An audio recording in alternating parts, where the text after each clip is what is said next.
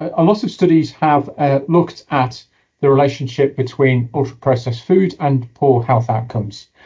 So ultra-processed foods have been associated in some studies with increased risk of a number of chronic morbidities, including cardiovascular disease, in some studies cancers, in many studies obesity. I'm very critical of the way that people are suddenly very alive to ultra-processed foods and their possible health risks. But I think that the evidence base is very conflicted and is actually quite weak.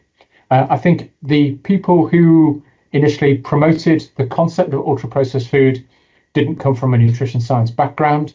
The first reason is that the tools that we used to collect the data upon which those associations were made were not designed in such a way that they were able to quantify food processing.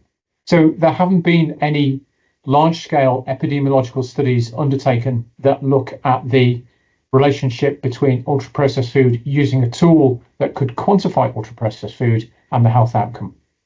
And then oftentimes people who consume ultra-processed foods sit in lower socioeconomic groups, and poverty and inequality in and of itself impacts on those same health outcomes. So it's very difficult to attribute all of that to ultra-processing.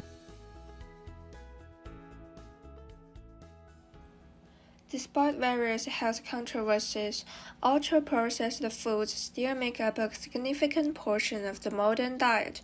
So what advantages do these foods offer to consumers? The first is that these foods have a fairly long shelf life. And so there is reduced food waste and there is reduced food cost. So in the middle of a cost of living crisis that we have at the moment, ultra-processed foods offer a way for people to consume food in a way that is perhaps more affordable. The other possible advantage is that a lot of breads and a lot of cereal products, like the things that we have for our breakfast, fall under the definition of ultra-processed food.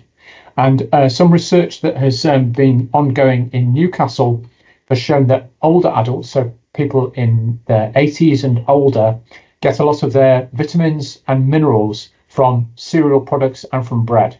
So despite the fact that those products are ultra-processed, they're actually an important source of vitamins and minerals to older adults and to people who can't access those through other parts of their diet.